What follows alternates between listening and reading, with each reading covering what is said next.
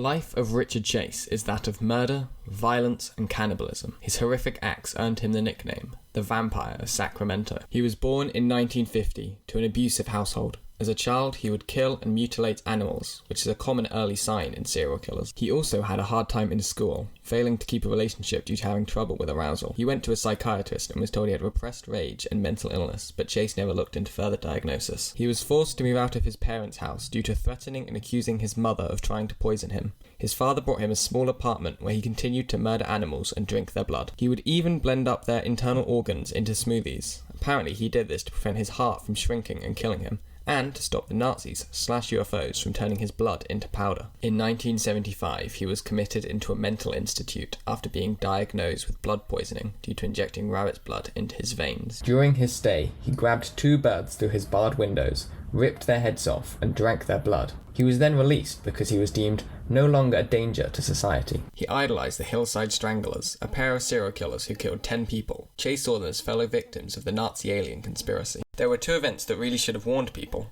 The first was an incident where he threw a dead cat at his mother and then ripped its guts open and wiped the blood on his face, all while screaming at the top of his lungs. His mother made the choice to not report this. The second being even more disturbing than the last. The police found his car crashed near the woods with a bucket of cow's blood in it. Upon searching the woods, they found Chase running around, completely naked, covered head to toe in blood. He claimed it was his own, and it had leaked from his skin. The police didn't follow up on this. His first murder was a drive-by shooting, where he killed a 51-year-old father of 2 with a pistol. The only reason he gave was to warm up for the later killings. He thought if people's doors were unlocked, then they were welcoming him, and wanted him to enter, but if they were locked, he was unwelcome. This led to him breaking into someone's house, defecating on their child's bed, and then leaving. His second murder was a 22-year-old pregnant woman who left her door open to take out the trash. When she came back inside, she was shot twice in the head. Chase then raped her corpse while stabbing it with a butcher's knife. Then he cut her up, bathed in, and drank her blood. Then, before leaving, shoved dog feces in her severed head. A few days later, Chase broke into a house and murdered 4 people, all with gunshots to the head. The house owner, Evelyn, her neighbour Dan, her 6-year-old child, and her 22-month-old nephew. He was scared away by a knock on the door and dumped the bodies outside a church. The police arrived on the scene and produced a scarily accurate description of Chase, which was quickly identified by residents. They also found a record of him purchasing the particular gun used in all 6 murders. Chase's murder spree came to an end when he was arrested January 27th, 1978. The police didn't have a search warrant for his house, so they waited outside for him to leave.